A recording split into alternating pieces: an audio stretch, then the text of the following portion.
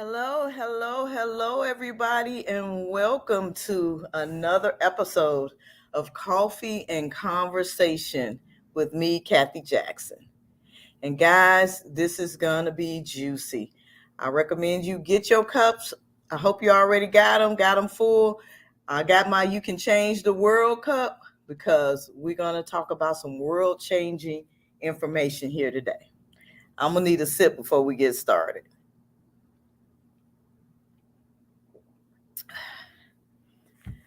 Woo! All right, guys, buckle up, settle in. You ready for this ride? I get so listen. The title of our conversation today is the black tax, and I want to give some context around that. So, as I was doing my research for our conversation today, I found that there are two different definitions of the black tax. So, the first one that I found, and was one that actually was very new to me, I wasn't familiar with it, is when you have a successful person in a black family. They come up and become professionals and they make a lot of money, but typically the rest of the family might still be struggling financially. And there's an expectation that the person who is doing well will give money to the rest of the family members to help them out consistently, so that ultimately it's hard to build wealth for your future, because the current situation of your family is so dire, and there's kind of a guilt associated with that if you're doing well and the rest of your family is not. That's one thing that I found. I had never heard of that as a black tax until I started doing this research. Now, what I understood the black tax to be, and it's also the background for our conversation today, it's not really the focus, it's going to be the background, is the fact that as a black person in America, there's an extra financial cost, a tax, if you will, that we have to pay that non-black Americans don't. If you want a good uh, context, I found a book. It's called The Black Tax: The Cost of Being Black in America by Sean Rochester. And I highly recommend, if you want to really explore this in depth, that you get this book. Look him up on YouTube. He's got some interviews that he's done. Very, very dynamic speaker, and I was really impressed and fascinated by the whole thing. But now he focuses on the financial cost of being black in America. And basically what he talks about is across multiple disciplines, like there's discrimination, like housing, automotive, job search, high end careers, business and finance, online commerce. It's just there's discrimination across the board, and we all, if we're being honest, we know this. But he deals with the financial piece of it. I want to talk about the psychology of it. And just to give you more context, what he says is, he talks about how we've been in this country for 400 years. There's 4 million plus black Americans, and we only have, he said, 2% of the wealth at the time that he wrote his book. I did some research, and we have 4% of the wealth now, so we're growing. But that's according to the Brookings Research Group, which was formerly the Institute of Government Research Group. Their findings as of December 8th, 2020, so 2 years have passed. 2020, black households accounted for 13% of the U.S. population, but hold just 4% of the total household wealth. White households account for 60% of the U.S. population and hold 84% of the household wealth. Now, if you're a dollars and cents person like me, because those percentages, numbers and all of that, doesn't stick in my head, but I can relate to the fact that basically the household income for white households in the U.S. is $94 trillion. Hi, Jackie. Thanks for joining us. And everybody else say hi to me. I just jumped in. I didn't say hi because I'm so excited. Yeah, say hi. I want to know you're out there. And I promise you, this conversation is going to evolve. So don't get hung up on what I'm telling you now. This is just setting the stage. So $94 trillion is what the white households have, and 4.6 trillion is what Black households own. So 94 trillion versus 4 trillion. So you can see the gap, right? Now, why is she talking about this? Where is she going with this? So let me tell you, that's the financial cost, according to, the research that I did in the book that I just referenced. There is a psychological cost to the Black tax. And this is what I think we talk about in smaller circles, the reason why it wasn't so prevalent on the internet to find. And that's when we have to deal with bias through institutions. So there's conscious bias and unconscious bias, right? And according to Mr. Rochester, who wrote the book, The Black Tax, there's been a Harvard research,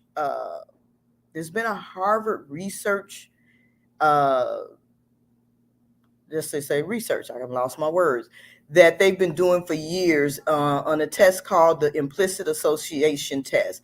And it basically helps to ferret out unconscious bias, unconscious meaning not intentional. 3 million people have taken this test, and what they have found is that 75% of people have an unconscious bias. That's 8 out of 10 people who have taken this test have an automatic preference towards white people over Black people. What happens is this then spreads out into institutional bias. That's banks, schools, corporations. And there's a financial cost that 75% of unconscious bias against Black people towards white people that Black people have to experience. So it's a quiet thing that if you're not in the, if you are not a Black American, you probably haven't experienced it to the extent that we have, because I'm pretty sure that other people, they experience other biases as well, right? So I'm not discounting that at all. Now, setting the stage, here's the real conversation. Take you a sip of coffee, guys. How does that affect us in moving forward? And I believe that this unconscious institutional biases that we experience on a regular basis has served to keep us from becoming our best selves, from living a fulfilled life.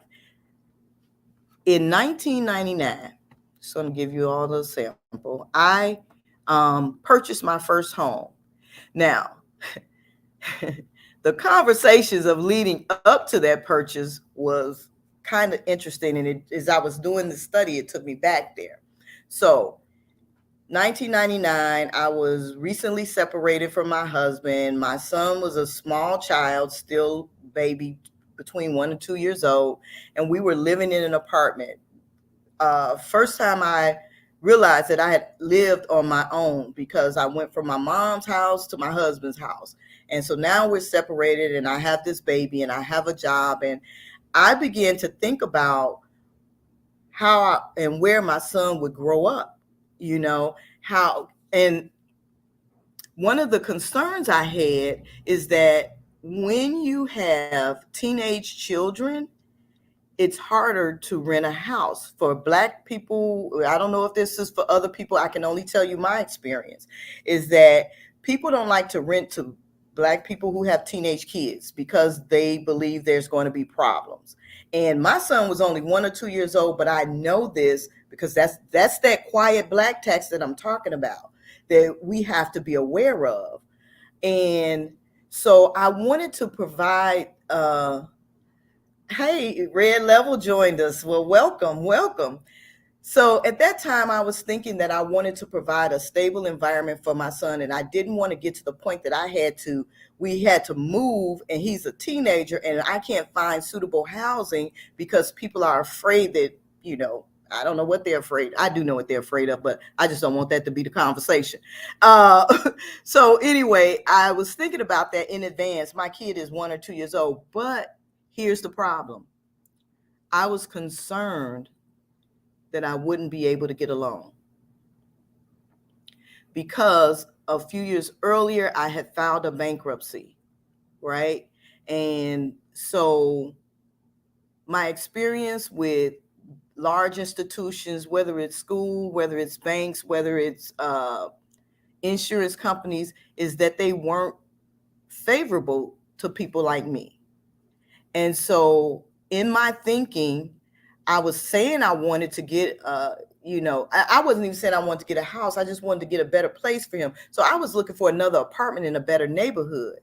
And a girl that I worked with who has turned out over the years to be a very good friend with great advice, she said something to me that rocked my world. First, she told me that she had moved into these condos out in the suburbs and that they had some more availabilities and I might want to look at them. And I said, girl, I can't get a loan. I don't have good credit, and she blew my world with a simple statement. She said, I thought you were a Christian. Don't you have faith? When I tell you that rocked my world, because here's the ironic part. I was the church girl, always inviting her to come to church with me. Always, always letting them know what the Lord has done for me. Or, it was really, I was young in my faith at that time. Like I believed, and I was trying to get other people to believe, sharing the good news that I had. And she basically challenged me about putting it into practice. Hey, Jackie, I need to call you. I promise you I've been thinking about you. All right. But she challenged me into putting that into faith. And so I've been telling her about Christ, and now she challenged me. So I had to move forward. So I had another friend who had just purchased a house, her and her husband, and it's a good friend of mine. And what I know about her, we're so good friends. I was like, I know her credit ain't that good either. So I had to find out who her realtor was. I was like, because that's the realtor I need. And I did that. I called her and she gave me her realtors. And guys, if you could have been on the phone with this conversation, I called this realtor and I was all worked up because in my mind, I had built up all these barriers that I was going to be told no because I didn't think I made enough money. I thought my credit was bad. People don't loan money to people that look like me. Just all these barriers in my mind. And I called a realtor, and when she got on the phone, almost after she said hello, I broke down in tears. And I told the lady, I was like, I don't know why I'm calling you. My credit is bad. I don't have any money. I don't know why I'm doing this, but I know I can't buy a house. And the lady was like, hold on, hold on, sis, wait. She told me, she said, you know what? Everybody can buy a house. She was like, just relax. Everybody can buy a house. She says, it's just a matter of whether you can buy it today, 3 months, 6 months, or a year from now. She said, let's relax. And I forget all that she said, but she also came from a very Christian perspective. And she was talked about faith, and we had a good connection. And she was like, let's just see what we're working with. Long story short, the lady came back and she says, I don't even know what you're talking about. She's like, you have A1 credit. What are you talking about? You've been pre-approved for this much to buy a house. Blew me out of the water, right? So why am I telling you this story? It's because the effects of years of dealing with the black tax, whether it's on the job, whether it's in housing, whether it's in school, it it makes you fearful of just getting rejected yet again. And so we tend to hold back and not push forward on our dreams when we get to the barrier of needing financial assistance, right? And what sparked this conversation is, as many of you know, we are now approved that I always talk about my company as we, because I intend for it to be we're going to grow one day. But we are officially approved to sell franchises. And so I've got a few potential franchisees that are sending in their information and hoping to get approved. Well, I talked to one girl who was like, when she got to the fact that she needed to talk to my consultants, it made her nervous. And that's how a lot of us are. I know that feeling. We're afraid because we're talking to the establishment, and we've had in the past had good situations with that. But here's the thing, guys. So number one, as it relates to, this is going to go broader than the franchise, just stick with me. But as it relates to the franchise that we're opening up, this is business. This is real business. And so we have to go about it in a business format. And so in doing so, I am working with consultants who know more than I know about moving this thing forward so that we can do it the right way. And so as we come on board, we want to work with people who are going to be business, and we can all move it forward the right way. Now, that said, I understand the black tax, and I understand the fear of working with agencies and organizations about getting finance. So the young lady, she and I had a conversation, and I was telling her, like, don't shut down, don't reject yourself. This is what Les Brown says. Other people might have rejected you, but don't you reject yourself before you get started. Now, that's in anything, that's not just about this franchise. That's about you starting your own business. That's about you fixing your relationships. So that's about you building better relationships with your family. It's about having a better spiritual life. Anything that you want to do, you have to first stop rejecting yourself.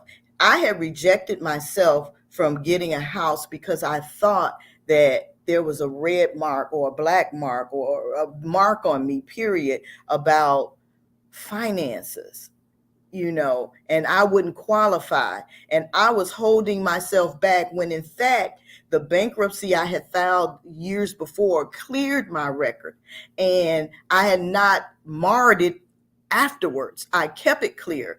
And so by the time it came to buying a house, I was free and clear, and I didn't know it. I was trapped in my own mind and about to make decisions based on limited information. Oh, that's big, on limited information. So the young lady is concerned about, she wants a franchise with us. She's concerned about how she's going to get the money. Here's what I shared with her, and I shared this with you. Whether you want to open up a different franchise, a franchise with Deja Hugh, your own business, or anything that you want to do in life, the first thing that you have to do is not reject yourself. Go out and get information. First of all, and what I want to do is provide you some practicality. So I don't push this out too long because, I like to talk. I'll stay on here. But I want y'all to stay with me. And if I go too long, you'll swipe left on me. But what I did for her, and I had this conversation with my consultant, that when dealing with people of color, specifically Black people, the standard answer is not always enough. So the standard answer to them is, hey, check out and get a loan. If you don't have it right now, it's okay. Come back. We'll never shut the door on you. Come back. We'll talk and blah, blah, blah. But what I wanted them to do was to go even further and share some ideas of some ways that you can qualify to get money so that you can start your business, so that you can start your new life, and so that you're not held at mediocrity. You're not held at the place where you are today because of a fear of institutional, unconscious, or conscious bias in moving forward. That being said, I looked up some ways for people to finance their businesses. I did focus on franchising, but most of these will work whether you're trying to do a franchise or not. So, number one, I'm looking at my notes and they're actually out of order. You know, they rebooted my computer and things are out of order. But anyway, I'm going to start with number one. If you're trying to finance through and in order to open up a franchise, there's oftentimes owner franchise opportunities. Now, those are for big franchises. That is not for Deja Hugh, not yet. But like if you were opening up a Meineke or a UPS store, those are large corporations and they know the risk and the rewards and what the potentials are by you owning their franchise. And so they might offer owner loans, owner franchise loans through their corporation. And if you go and you do that, it's a done deal. You know, they will help you and walk you through the whole process. So for major organizations, check into that, guys. Don't let the fact that you don't have money stop you from pursuing your dreams. That's really what I'm trying to say. All of that, that's the boiler point. If you don't hear anything else I'm saying, what I'm saying is don't let the fact that you don't see the money right now be a barrier to you moving forward in your dreams. So if you want to do a franchise and you're doing a larger franchise, they might already have something built in to help finance you. Go that route if you can. Number two, obviously, are term loans through a banking institution. Now, this is where we get a little nervous. Oh, what about my credit score? They're going to ask for a business plan. I don't have a business plan. You know, these are barriers that can be overcome, guys. See, what I want you to do is don't reject yourself before going through them. Number one, yes, you do have to have decent credit to get a loan this way. There's no two ways about it. Those are the rules. But don't count yourself out without trying. Don't you turn yourself down. See, if I had listened to what I knew about getting a loan for a home, I wouldn't be in a home today. Reach out to somebody, go to some banking institutions and apply, and let them tell you what you need. If you're rejected temporarily because they say, well, your credit score needs to be a few points higher, or, you know, we need a business plan, ask them why they rejected you and find out what you need, and then figure out how to get those things done and go back. There's all kind of credit repair options out here. Guys, if you're looking for a business plan, you can Google that. Number one. Number two, most of you know I am a mentor in the Arise Entrepreneur Program.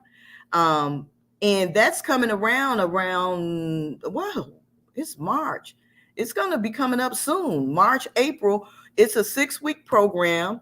It's the same program that I went through to create my business plan that opened Deja Hugh. I also took that same business plan that I wrote with the help of the people in that program, and I took it to a lending institution and got a small loan, what they call a micro loan, in order to open my studio. So if you need a business plan and if you need to borrow money, you do. Let's not skip over that. You do. But we're talking about being in business. If you're going to be in business, you got to be in business the right way. There are ways to get it. If you're interested in learning more about the Arise program, listen, I volunteer for this program. I don't get paid for this. I'm a volunteer. It helped me out to get started, and I have been volunteering for the last 4 to 5 years. And we help people to put together business plans so that they can jumpstart or increase their current business. So I'll share more information about that once we get closer. But I've been in the meetings and gosh, I didn't realize it's March. We're about to get started. If you're interested in getting a business plan done for your business, that's a program that's available to you. There's also SCORE, SCORE. Guys, you can join SCORE for free. They have business mentors. They have templates and for marketing plans, business plans. They will help you understand how you can get some financing. You know, if you decide that you want to do it, the avenues will open up to you. You just got to go out and research it. So there's that. There's SCORE. There's the SBA, Small Business Association. You can get loans through them. That's the loan that I got. It was through an organization. The SBA will have a list of organizations that do micro loans for small businesses that they back the loan, which is why the institutions are willing to give you the loan. And you will be surprised at how willing they are to help you. The reason a lot of us don't get it is because we heard that they won't give it to you. Somebody we know tried to do it and they weren't successful at getting a loan, but you don't know the details behind that. It looks like I froze. Oop, am I still here? Y'all say hi to me. Let me know I'm still here. It looked like I froze. I don't want to look. Okay, seems like I got movement now. But you don't know the situation firsthand. There's a lot of things behind the scenes that people don't tell you. So I would tell you, go to the SBA, go to SCORE, go to the Women's Business Alliance, the Illinois Business Alliance. Guys, there are a lot of organizations that are here to help small businesses. And there's a lot more willingness to help Black-owned businesses. And then there's special organizations to help people who want to open a franchise. They special loans for that. Get out here and do the research, guys. If you really want to do it, it's out there. It's at your fingertips. I get excited about this stuff. So that's another way. Guys, there's also crowdfunding. Now, you know, you might want to choose to set up your own personal crowdfunding page. There are people who are willing to give you money to help you open a franchise, you know. That's another way to go about it. But then they also have organizations that are specific crowd organizations. They do crowdfunding and for businesses and franchises, very specifically. Now, I haven't personally done that yet. You hear that word yet? Because I really found out about this as I was doing the research. But they have organizations specific for crowdfunding for businesses and franchises. Google the information, guys. Find out who they are. Talk to them. Don't feel bad if you don't get what you need out of them right away. If they say no, ask them why. The why will help you to get business ready. And you've got to get business ready if you're going to be successful in business. The other thing you can do is borrow against your home. Take out a second mortgage. Now, I know to some people that's extreme, like, oh my God, I'm not going to put my house in jeopardy. Guys, we're talking about your future. We're talking about investing in you. The only way you're going to grow is to invest in yourself. I'm talking to business people right now. You're going to have to invest in yourself. You're going to have to invest in yourself in learning some things. You're going to have to invest in yourself financially. Yes, you're going to have to take a few risks. No risk, no rewards. If you say, well, Kathy, that's too much for me, I get it. That's okay. That means that this conversation is not for you. This conversation is for the person who is tired of living a mediocre life, who wants to live a bigger life, who wants to step out and do something different, who wants to leave a legacy for their family, who wants to work for themselves. This conversation is for the person who is sick and tired of being sick and tired of other people controlling their lives. The fact that you want to open a business, but you don't have the finances and you are afraid to step out and do something to make that happen means you're not ready. And that's okay. It's not for everybody. It is not for the faint of heart. I'm going to be honest with you. It's not for the faint of heart.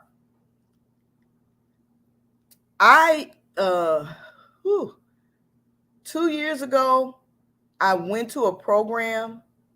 It was a 3-day seminar, and I watched this woman talk about her business and how many people she's helped in businesses. And I was overwhelmed and intrigued, and I felt instant connection that I needed to get the knowledge that this lady had.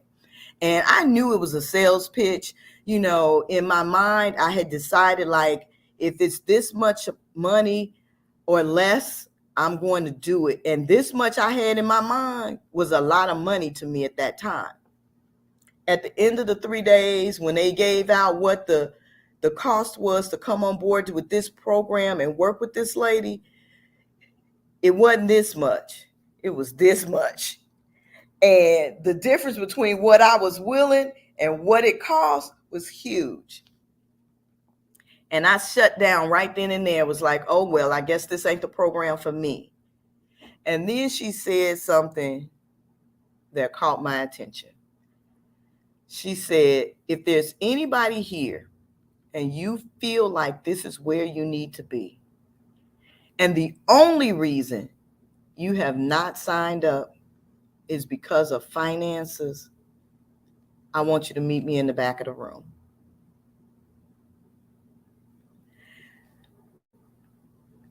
So that was my cue. And in my spirit kept saying, sign up, sign up, sign up. And I told my spirit, I said, did you hear how much she said that cost? We ain't got that kind of money. He was like, you ain't got that kind of money, but I own all the resources in the world.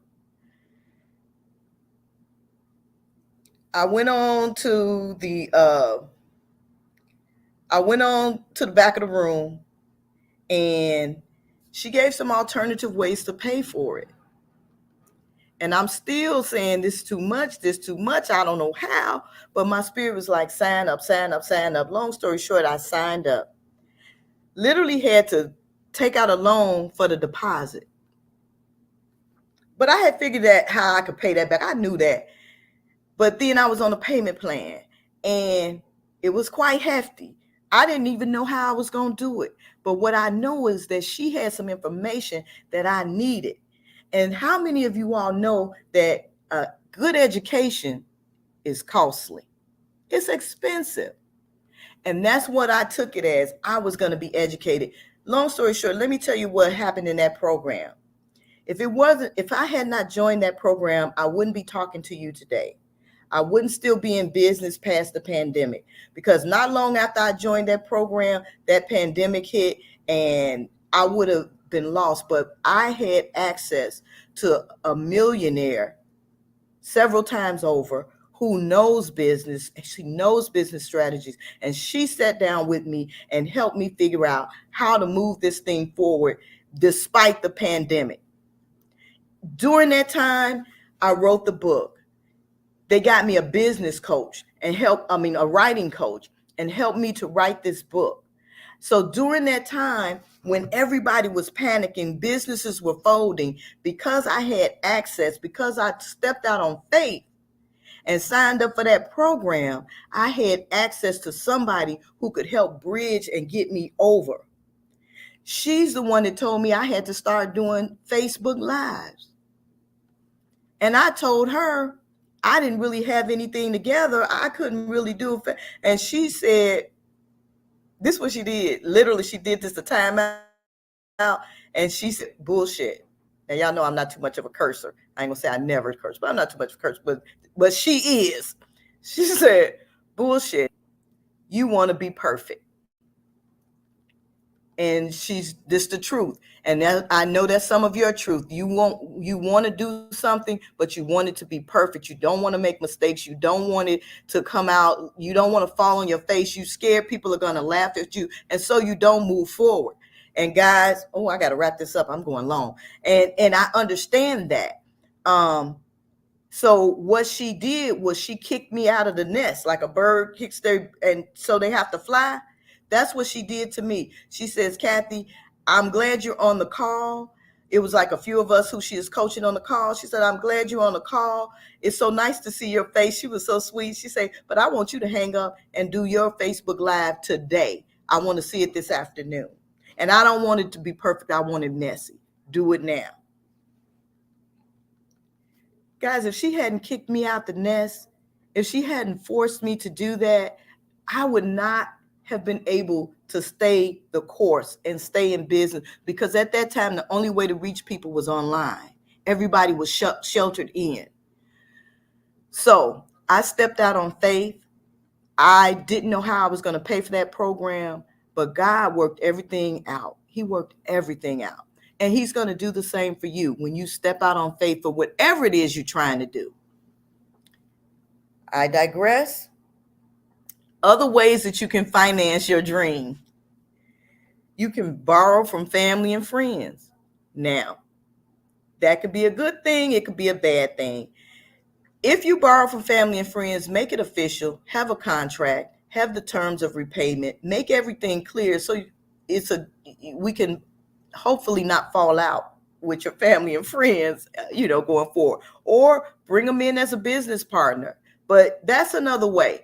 Here's another way that I know is going to be controversial, but I'm going to tell you about it. Your 401ks. People, we got money we don't even know we have at our disposal.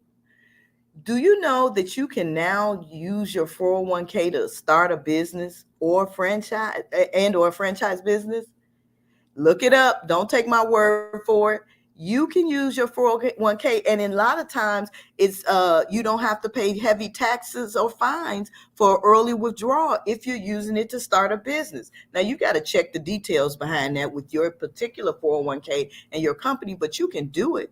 And I know exactly what you're saying to me. That's my retirement fund. I've been saving for 20 years in that fund so that I could retire. And you want to keep it safe. But guys, here's the reality. Your 401k is not safe. You just simply put it in somebody else's hands. If you haven't heard, there's a war going on in Ukraine. And anytime there's a war, everything gets disrupted, including the stock market. Do you know you're gambling by keeping your 401k in the stock market? You worried about gambling it by taking it out and investing in yourself, but you've got it invested in things that are not steady. And if you don't believe me, go back to Google 2008. What happened to people's 401ks? You lived through it. You know your 401k went down. Now, if you're young enough and you still putting in, it had time for it to grow. But if you were retiring in 2008 and 2009 and 2010, guess what?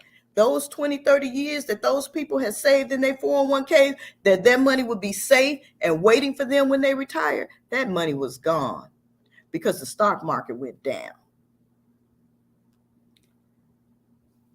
I don't know about you, but I'm going to invest in me. I'm going to bet on me versus betting on a stranger, because at the end of the day, those people don't care about you. They care about their money, and their money, they make money by you having your money in the system.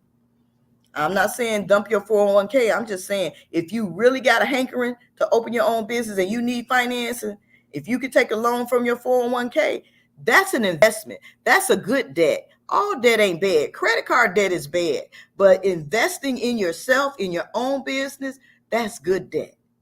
That's good debt. That's what I did with the coaching program. That was good debt, guys. So I'm going to get off of that, but I just wanted you to know, because I don't want you to get hung up on the fact that you believe that you cannot move forward because of financing.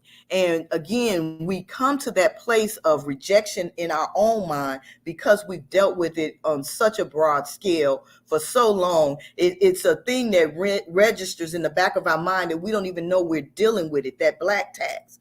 But it's there and it's real, but it's also overcomable, if that's a word, because you are more than a conqueror.